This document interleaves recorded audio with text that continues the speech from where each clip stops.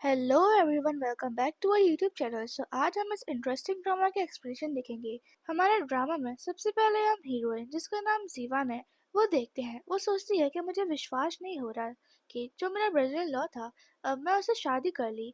तभी हमारा हीरो सी जिंगमो उसे कंग्रेट्स करता है उन दोनों की शादी के लिए। फिर हम उस सीन को थोड़े पहले का टाइम देखते हैं। वहाँ जीवान का बॉयफ्रेंड दिखाते हैं जिसका नाम चैंगफेंग था। वो गेम खेल रहा होता है और उसकी दूसरी साइड में सिवान उससे मिलने आ रही होती है। तभी वो उन लोगों की बातें सुनती है जिसमें फैंग का एक दोस्त उसे कह रहा होता है कि तुम तो किसी भी लड़की को एक हफ्ते से ज्यादा डेट नहीं करते हो, फिर तुम जीवान से कैसे 3 हफ्तों के साथ हो। तो उसका दूसरा फ्रेंड बोलता है कहीं ऐसा तो नहीं कि तुम इस बार सच्चा प्यार हो गया है। फैंग बोलता है वो तो यू फैमिली की असली बेटी भी नहीं लगती, लगता है वो अडॉप्ट की गई है, तो भला मैं उससे प्यार क्यों करूंगा। उसकी फैमिली ने मुझे उसे डेट करने के लिए फोर्स किया था, गू फैमिली से कॉपरेट करने के बदले मैं उसकी बस मजे ले रहा हूँ। जीवन सोचती है सियांगजांग की जगह उन लोगों ने मुझे इसके साथ रहने के लिए फोर्स कर दिया। फिर वो अंदर जाती है और फैंग उसको अपने दोस्तों से इंट्रोड्यूस कराता है। वो नोटिस करता है कि जीवन के हाथों में एक गिफ्ट बॉक्स था। वो उसे लेकर पूछता है कि इसमें क्या है। वो उसे खोलता है और इसमें ब्रेसलेट देखता है जिसे देखकर उसके फ्रेंड जीवन का मजाक उड़ाते हैं। जीवन उससे वो गिफ्ट खींचने की कोशिश करती है लेकिन उस वजह से वो टूट जाता है। तभी जीवन बोलती है मैं तुमसे ब्रेकअप कर रही हूँ। जाते जाते जीवन सोचती है कि अब वो सिर्फ गू फैमिली में ही नहीं, यू फैमिली में भी नहीं जा सकती। अब हम देखते हैं स्नो पर रही होती है और जीवन ड्रिंक करती हुई जा रही होती है।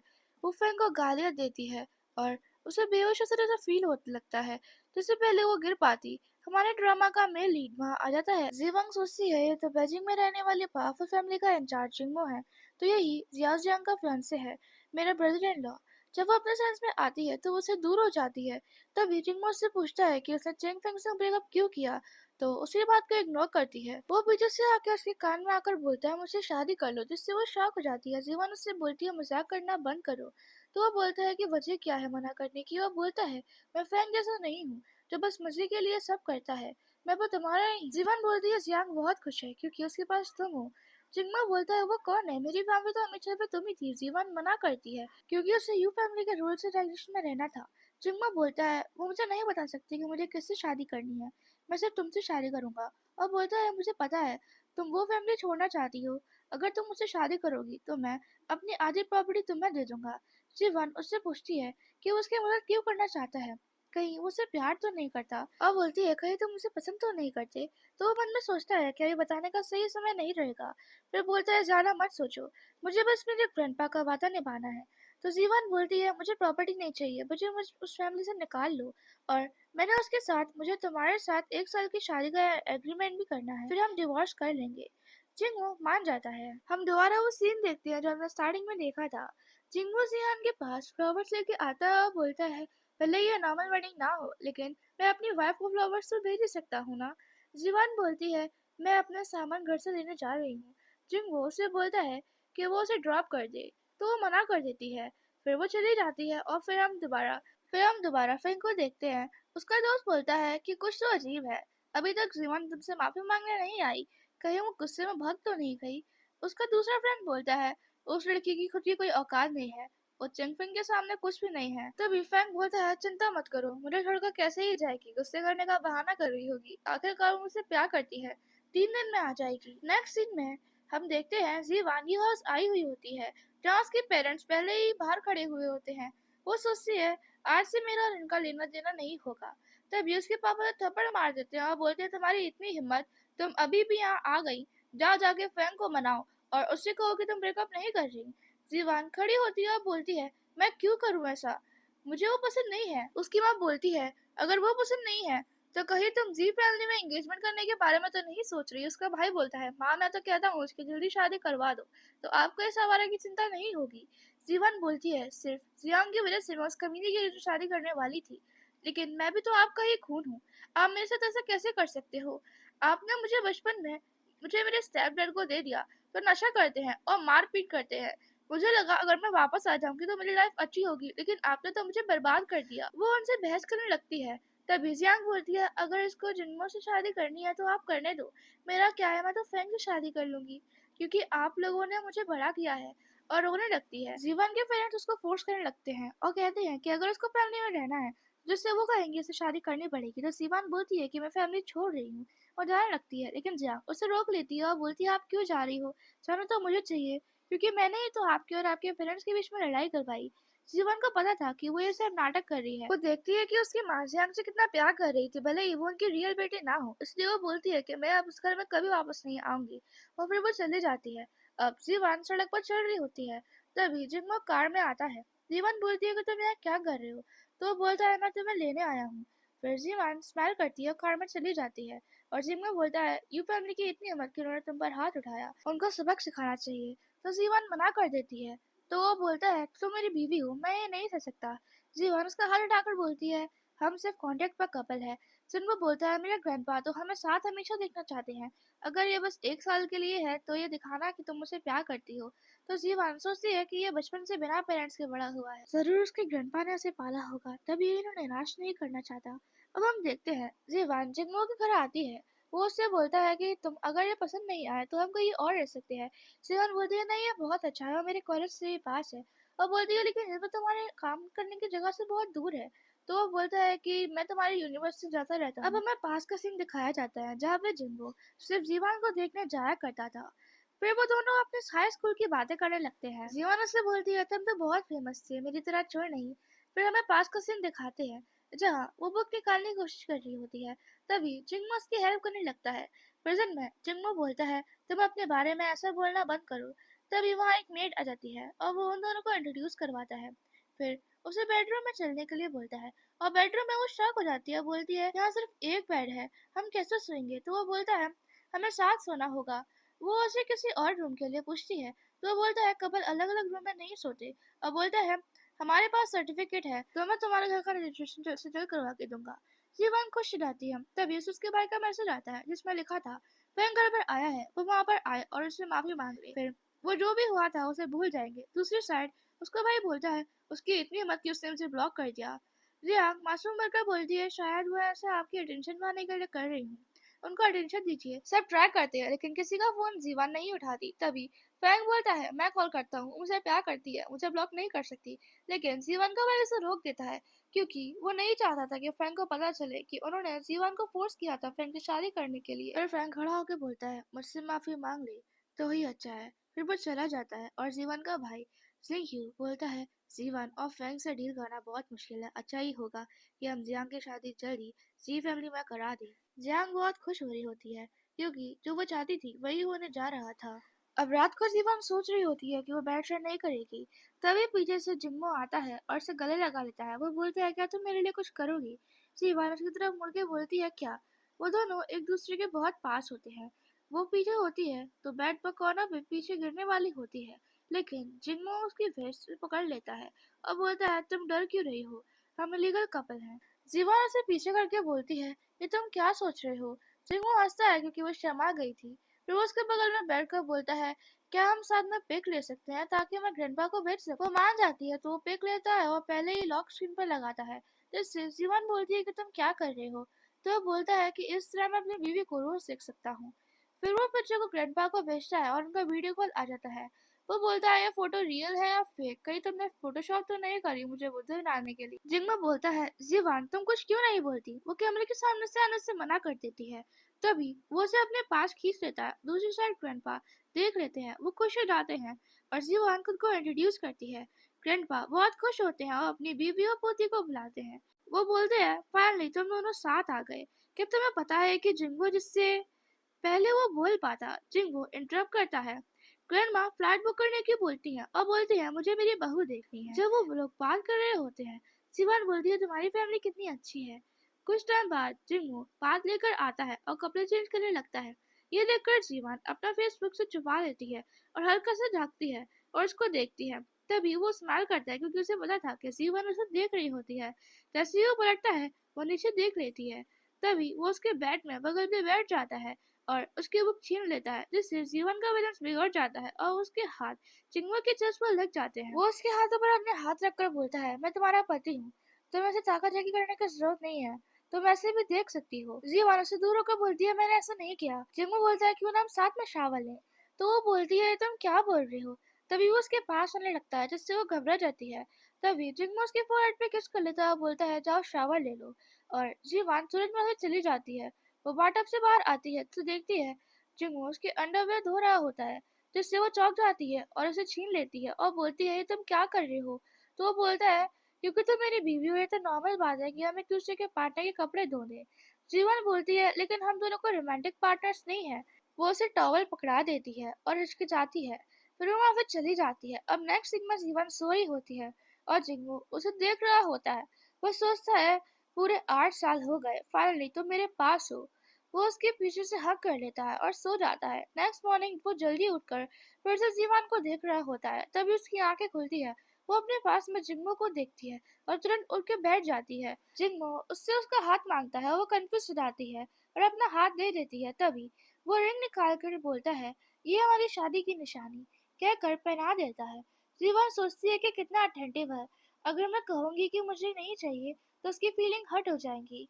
वो उससे पूछती है कि उसे फिंगर का साइज कैसे पता चला, तो वो बताता है कि लास्ट नाइट जब तुम सो रही थी मैंने नाप लिया था। फिर वो उसे टीज करने के लिए बोलता है कि तुम्हारी नेक भी, जिससे वो डर जाती है और पूछती है कि तुमने और क्या क्या किया। वो बोलने वाला होता है तभी वो अपने चेस्ट पर हाथ रख लेती है। जिंगो बोलता है मैं मजाक कर रहा था, तुम्हारी परमिशन के बिना मैं तुम्हें कभी छूने की कोशिश भी नहीं करूंगा। अब ब्रेकफास्ट के टाइम पर जीवन को उसके टीचर का कॉल आता है। वो बताती है कि यूनिवर्सिटी में फैशन डिजाइनिंग कंपटीशन हो रहा है। वो चाहती है कि वो वहाँ पे पार्टिसिपेट करे और बोलती है तुम जियांग से अच्छा कर सकती हो, प्लीज जरूर आना। जब वो जाने वाली होती है जिंग उसे ड्रॉप करने को बोलता है लेकिन वो मना कर देती है। फिर जब वो सैड हो जाता है तो वो बोलती है तुम मुझे पिकअप करवाने आ जाना। अब जीवन रोड पर जा रही होती है तभी फैंग वहाँ आ जाता है। वो उसे इग्नोर करके जाने लगती है, तभी वो उसका हाथ पकड़ लेता है और उसके हाथ में रिंग देकर पूछता है कि तुम क्यों पहनी हुई हो। तो वो बोलती है तुम्हें नहीं पता क्या इसका क्या मतलब है। फैंग बोलता है कल तो तुम मेरे साथ थी और बेशर्मों की तरह आज किसी और की रिंग पहनी है। अभी भी तुम्हारे पास चांस है, इस रिंग को उतार दो और वापस मेरी गर्लफ्रेंड बन जाओ। तो जीवन बोलती है ऐसा नहीं हो सकता क्योंकि अब मैं शादीशुदा हूँ। जिसे सुनकर वो बहुत चौंक जाता है और सोचता है ये सिर्फ उसे जलाने के लिए बोल रही है। अब नेक्स्ट सीन में वो पार्टिसिपेट करके आ गई होती है, तभी जिंगू आ जाता है और फिर वो दोनों कार में बैठकर जाने लगते हैं। जिंगू उसे पास आकर सीट बेल्ट लगाने लगता है, तभी उसके पास के दिन याद आते हैं जब जिंगू ने उसको एब्यूसिव फादर से बचाया था। प्रिजन में जिंगू उससे पूछता है कि वो क्या सोच रही है, तो वो बोलती है जब मैं छोटी थी तो मुझे एक लड़की ने बचाया था लेकिन मैं उसका फेस नहीं देख पाई थी। अगर वो मुझे मिल जाए तो मैं उसे थैंक्स बोलूंगी। जिंगू वेलकम बोलता है, जीवन कंफ्यूज हो जाती है। फिर वो बात घुमा देता है और बोलता है तुम फैंग से मिली थी ना। तो वो हाँ बोलती है और फिर वो पूछता है कि तुम्हें उसे पसंद करती हो क्या। तो वो मना कर देती है। तो जिंगो उससे पूछता है कि तुम उसके साथ रिलेशनशिप में क्यों आई। तो वो बताती है कि यू फैमिली और गू फैमिली के साथ रिश्ता बनाने के लिए उन्होंने मुझे फैमिली में वापस लिया ताकि मैं वो कर सकूं। जिंगो गुस्से में सोचता है कि मैंने सोचा था अगर ये वापस यू फैमिली में चली जाएगी तो खुश रहेगी, लेकिन वो लोग तो और बदतर निकले। अब हम देखते हैं जिंगो और जीवन लंच के लिए आए हुए होते हैं। जीवन वॉशरूम के लिए जा रही होती है तभी उसकी फैमिली दिख जाती है। वो उनके पास से जाने लगती है, तभी जियांग उसे देखकर उसके पास आती है और पूछती है कि वो लास्ट नाइट कहाँ थी। ऐसे बाहर घूमना ठीक नहीं है, आप पेरेंट्स से माफी मांग लीजिए, हम आपकी चिंता हो रही थी। तभी उसके पापा बोलते हैं कोई जरूरत नहीं है, ऐसी नालायक औलाद मेरी नहीं हो। जियांग उनसे बोलती है ये आपकी असली बेटी है, ये रात को घर वापस नहीं आई, क्या आपको उनकी चिंता नहीं है। तो जीवन की माँ भी उसे सेम सवाल पूछती है। तो जीवन बोलती है मैं आपको ये क्यों बताऊं, मेरा इस परिवार से कोई लेना देना नहीं है। फिर उसके पेरेंट्स बुरा बुरा बोलने लगते हैं। जीवन वहां जाने लगती है लेकिन जियांग फिर से उसका हाथ पकड़ लेती है, लेकिन जीवन उसका हाथ हटा देती है। तो जियांग बोलती है आपके पेरेंट्स स्ट्रिक्ट इसलिए हैं क्योंकि वो आपकी केयर करते हैं, मुझे पता है आपकी जगह मैंने ले ली, इस वजह से आपको अच्छा नहीं लगता। वो बोलती है बस एक शब्द बोलो और मैं यू फैमिली छोड़ दूंगी। जीवान उसे थप्पड़ मार देती है जिससे उसके पेरेंट्स चौंक जाते हैं। वो बोलते हैं जब से मैं यू फैमिली में वापस आई हूँ तब से तुम मुझे ही टारगेट बना रही हो। तुम्हें पता था कि मुझे पाइनएप्पल से एनर्जी है, लेकिन फिर भी तुमने मुझे उसका जूस पिलाया। तुम मुझे मारना चाहती थी है ना, और तुम्हें लगा कि मुझे पता भी नहीं चलेगा। मैं परिवार के सारे रिश्ते तोड़ लिए, तुम भी तो वही चाहती थी ना। फिर जियांग दोबारा मासूम बनकर वापस से बोलती है मुझे नहीं पता है ऐसे क्यों सोचते हैं, लेकिन मैं तो उनकी भलाई ही चाहती थी। उसके पापा उसकी बेइज्जती करते हैं और बोलते हैं ये तुम्हारी बहन है, तुम ऐसा कैसे कर सकती हो। तो वो बोलती है ये मेरी बहन नहीं है, ये कहकर वो चली जाती है।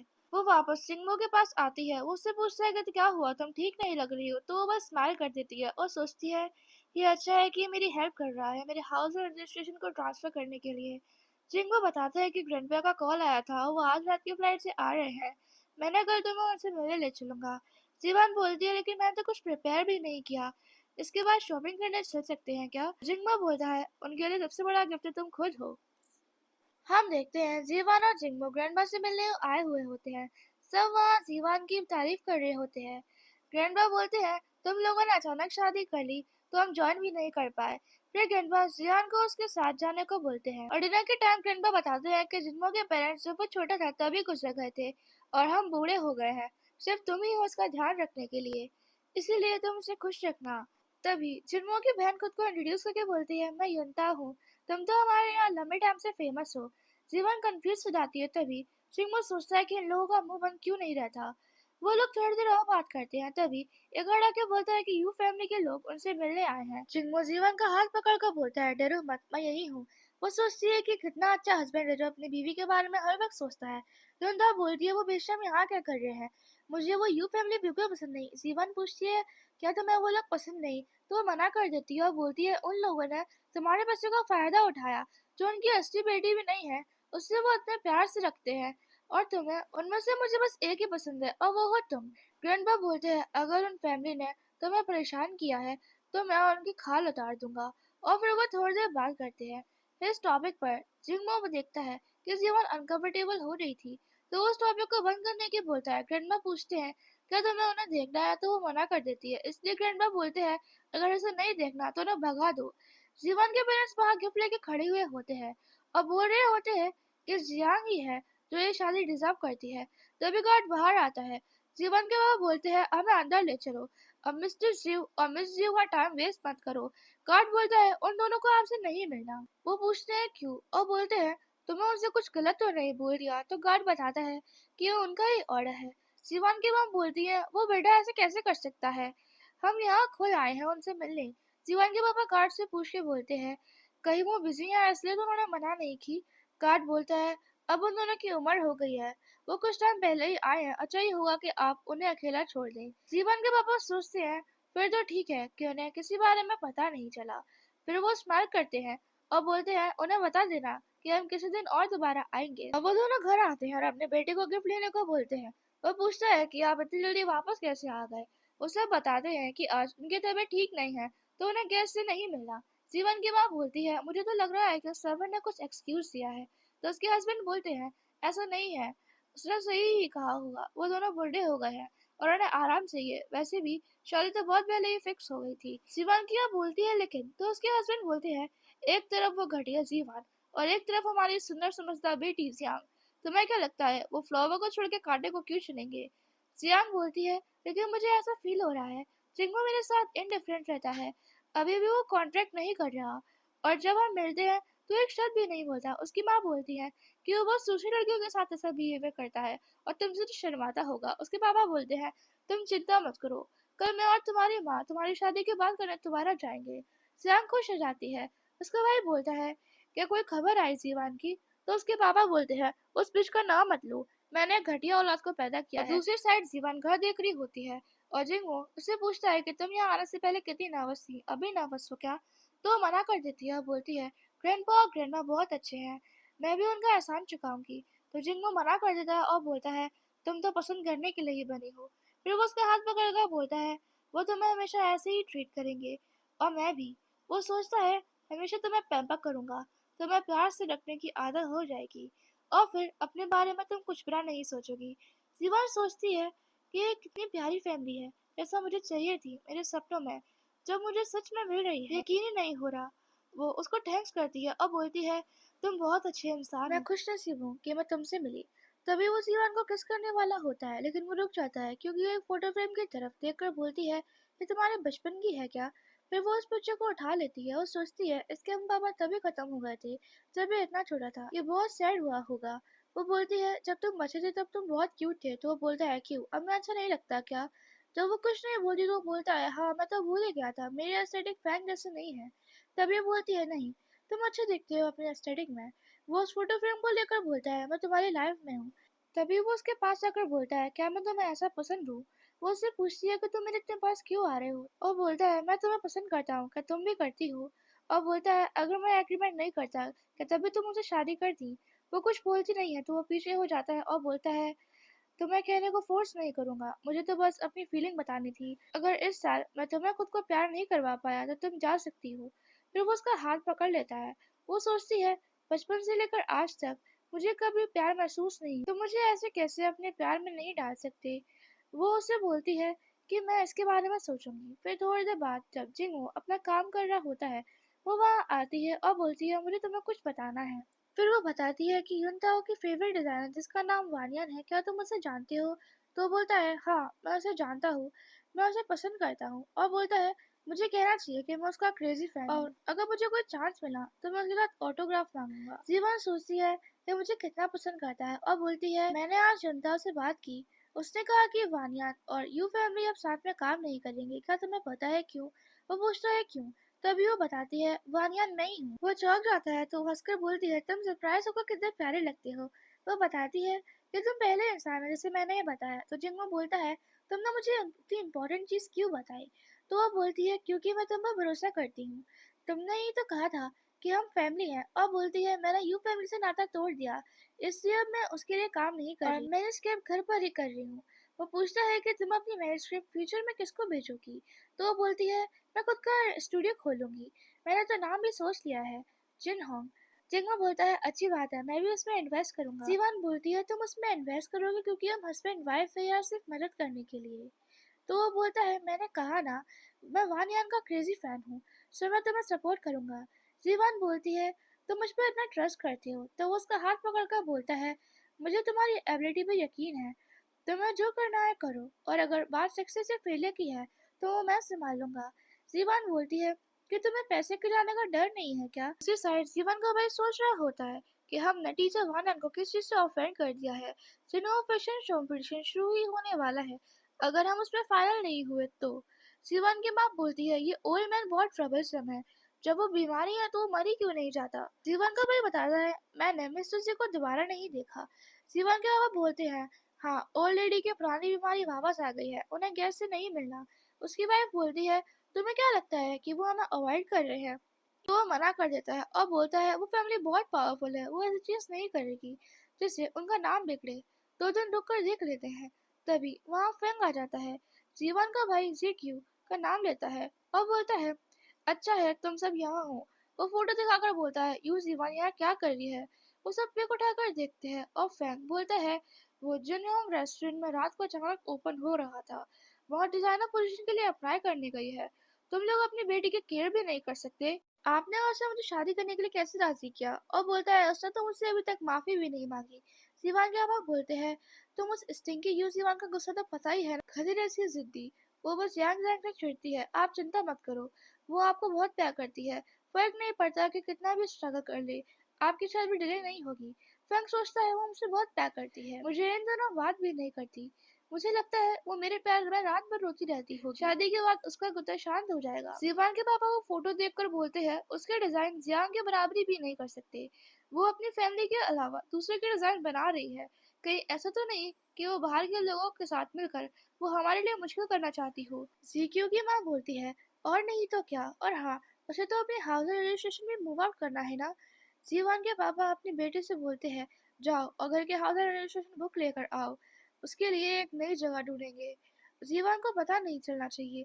उनका बेटा जाता है और तुरंत बाहर आकर बोलता है, वो बुक गायब है, जिससे वो चौंक जाते हैं और बोलते हैं, ऐसा कैसे हो सकता है, वो तो मैंने खुद छुपाई थी। जियांग बोलती है, कहीं वो उस दिन गायब तो नहीं हुई जब जीवान घर से चली गई थी और हाउस होल्ड रजिस्ट्रेशन बुक भी ले गई हो? वो ऐसा कैसे कर सकती है? ये मेरे पेरेंट्स के लिए इतना प्यार करते हैं, ये तो अपमानजनक है।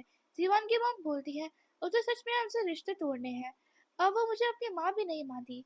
फैंग जो बहुत कंफ्यूज होता है बोलता है, उसे तुम लोगों से रिश्ते नहीं रखते और हाउस रजिस्ट्रेशन बुक भी छोड़ गई है, आप लोगों के बीच में हुआ क्या है?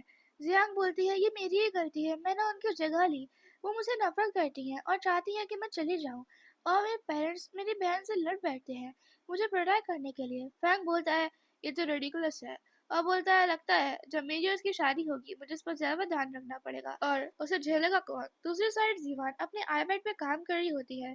तभी जिंग वहाँ आता है।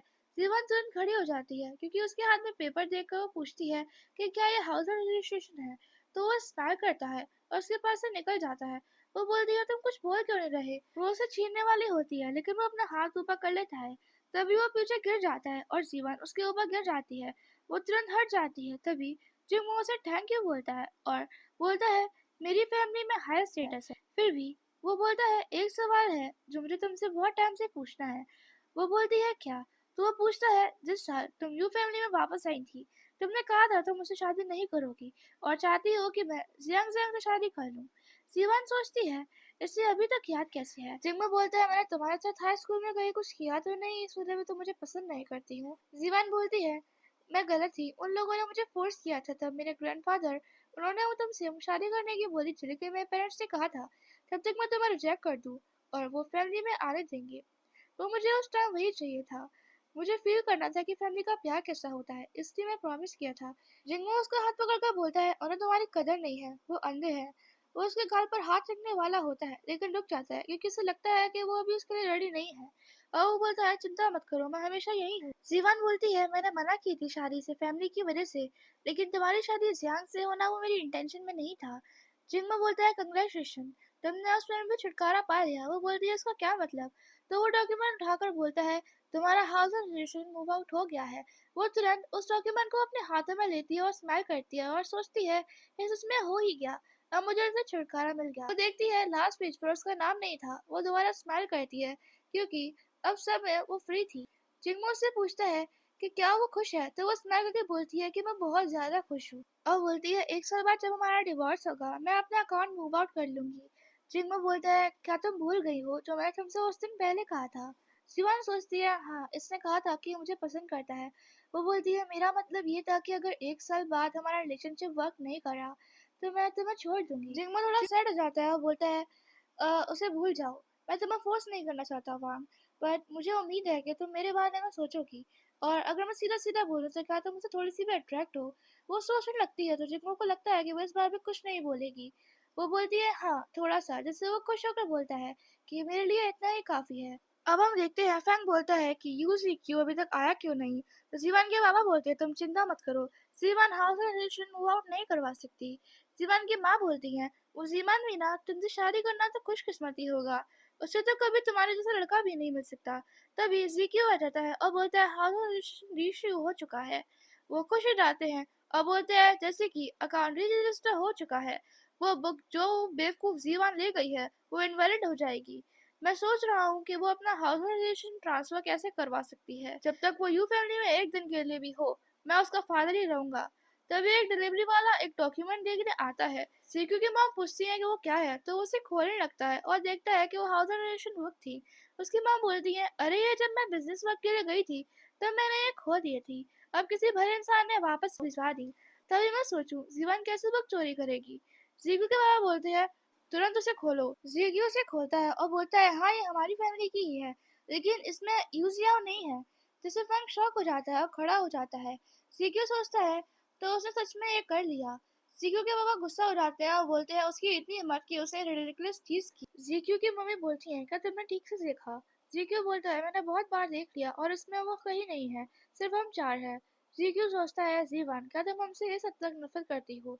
हम तो साफ साफ एक ही खून है। जियांग स्mirk करके सोचती है आप यू फैमिली की डॉटर की आइडेंटिटी ऐसे ही छोड़ रही हो? अगर ऐसा है तो मैं तुम्हें कभी चांस नहीं लेने दूंगी यू फैमिली में वापस आने का। फैंग बोलता है उसने ये सब छुपके किया। जीक्यू के पापा बोलते हैं चिंता मत करो। फिर वो अपना फोन निकाल कर जीवांग को कॉल करते हैं लेकिन वो नहीं उठाती। वो चिल्लाते हैं क्या ये मुझे मारने तक मुझे परेशान करने वाली है। तभी उनके चेस्ट में पेन होने लगता है। जीक्यू की माँ बोलती है वो हमारे साथ ऐसा कैसे कर सकती है, हम उसके माँ बाप हैं। तभी जियांग बोलती है ये मेरी वजह से हुआ है, मैं भी अपना हाउस रजिस्ट्रेशन मूव आउट करवा लेती हूँ। मेरा जाना ही अच्छा होगा, अगर मैं चली जाऊंगी तो वापस आ जाएंगी। उसकी मॉम बोलती है ऐसा मत बोलो, ये हमेशा से तुम्हारा ही घर था और तुम्हारा ही रहेगा। तुम्हारे रियल पापा मारपीट करते हैं, मैं तुम्हारी माँ होकर तुम्हें कैसे जाने दे सकती हूँ?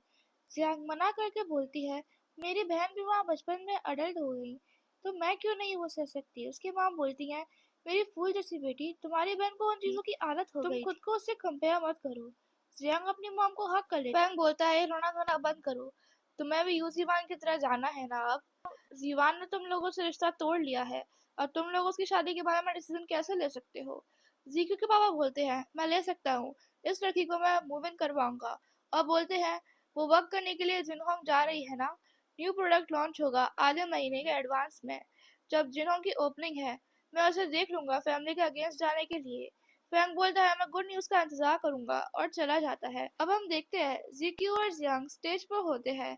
जीक्यू बोलता है आपको यू फंक्शन में स्वागत है। आज हम अपना नया प्रोडक्ट लॉन्च कर रहे हैं, नए हॉर्टिकल्चर कलेक्शन। ये डिजाइन मेरी बहन जियांग का बनाया हुआ है। तभी वहां पर बैठ एक लेडी बोलती है यू फैमिली की सेकंड लेडी के बनाए हुए डिजाइन की क्वालिटी अच्छी नहीं है, हमें तो वांग यान के डिजाइन देखने हैं। वहां बैठा आदमी बोलता है हाँ, हमको वही देखने हैं। और सब लोग वहाँ ऐसी ही बातें करने लगते हैं। तो जियांग जीके से बोलती है मैंने बहुत ट्राई किया, लेकिन मैं वान यांग के डिजाइन से कंपेयर नहीं कर सकती। क्या मैं यूजलेस हूँ? तो वो बोलता है नहीं, तुम औसम हो, लाखों में एक। अगर तुम्हारी जगह जीवन यहाँ होती अब तक उसे मार पड़ चुकी होती। बैठी हुई लेडी बोलती है प्लीज हमें सस्पेंस में रखना बंद कीजिए। यहाँ आधे घंटे से ज्यादा वेट कर रहे हैं, हमें वानियन के डिजाइन दिखाइए। जीक्यू सोचता है ये सब लोग वानियन के डिजाइन देखना चाहते हैं, लेकिन वो तो मेरे मैसेज भी नहीं देख रही। वो हमसे कॉपरेट करने के लिए भी मना कर दिया। अब कुछ करना होगा हमें, वरना हमें बहुत लॉस होगा। वो बोलता है आप सब थोड़ा वेट कीजिए, टीचर वानियन यहाँ नहीं आए क्योंकि उनकी तबीयत ठीक नहीं है। उन्होंने कहा कि उन्हें न्यू प्रोडक्ट की लॉन्चिंग में आने के लिए एनर्जी नहीं है, लेकिन मिस्टर जी और उनकी बहन यहाँ आएंगे, वो सरप्राइज गेस्ट हैं। थोड़ी देर और बीत जाती है, तभी वहाँ बैठी रिपोर्टर फोन में देखकर बोलती है देखो जी युनटान ने अभी एक वीडियो पोस्ट किया है जिनोंग को प्रमोट करने के लिए। जियांग सोचती है ये कैसे पॉसिबल है। वो जर्नलिस्ट बोलती है कि उन्होंने कुछ गलत चीज पोस्ट तो नहीं कर दी, वो जिनहोंग जैसे ब्रांड को क्यों प्रमोट करेंगी। वो बोलती है युनताओ ने कहा है कि वो जिनहोंग के हेडक्वार्टर में है, और पूछती है ये क्या हो रहा है। वो लोग जीकी और जियांग को झूठा बोलने लगते हैं। फिर वो बोलते हैं चलो जनोंग चले, ये लोग तो वैसे भी वान वान के डिजाइन नहीं दिखाएंगे। जब वो सब चले जाते हैं जियांग बोलती है ब्रदर अब मैं क्या करूं। वो बोलता है वानियांग हमारे साथ कॉपरेट करने के लिए मना कर रही है, जब तक ये बात लीक ना हो जाए तब तक हमें ज्यादा लॉस नहीं होगा। वो अपने फोन में उस डिजाइन को जूम करके बोलती है ये तो वानियांग से सिमिलर स्टाइल है। सीक्यू बोलता है लगता है किसी ने उनका डिजाइन चुराया है, चलो देखने चलते हैं, मुझे उन्हें नीचे दिखाना है। अब हम दूसरी साइड देखते हैं। जनता बोलती है भाभी मैंने कुछ किया है, मैंने जिनहोंग को वीवो पे प्रमोट किया है, आपको उसे दिक्कत तो नहीं है ना। जीवन बोलती है तुमने मेरी हेल्प क्यों करी। तो वो बोलती है क्योंकि आप बहुत अच्छी हो, मुझे यकीन है आप अच्छे काम ऐसे ही फ्यूचर में करती रहोगी। जिंगो बोलता है हे चलो उससे ज्यादा चिपको मत। वो बोलती है मैं तुम्हारी तरह जेलस नहीं हूँ। जीवन बोलती है जिनहोंग की ओपनिंग सेरेमनी कंप्लीट हो गई है, तुम्हें कभी जाना चाहिए, कुछ देर बाद जर्नलिस्ट आएंगे। जिंगो बोलता है ठीक है, और युनताओ से बोलता है चलो लोग यहाँ डिजाइन देखने आएंगे। जीक्यू आ जाता है और बोलता है जिनहोंग के बॉस और डिजाइनर कौन है। जीवन के सेक्रेटरी बोलती है जेंटलमैन आप क्या कर रहे हैं। तो वो बोलता है कि उसे उसकी ओनर से मिलना है, मुझे कुछ इम्पोर्टेंट बात करनी है। तभी जीवन बोलती है मैं ही ओनर हूँ। अब नेक्स्ट पार्ट में हम पता चलेगा कि क्या होता है जब जीवान के भाई बहन को पता चलता है कि वही वानिया और है। क्या जीवान को जिंगो से प्यार होता है। So like and subscribe for next part.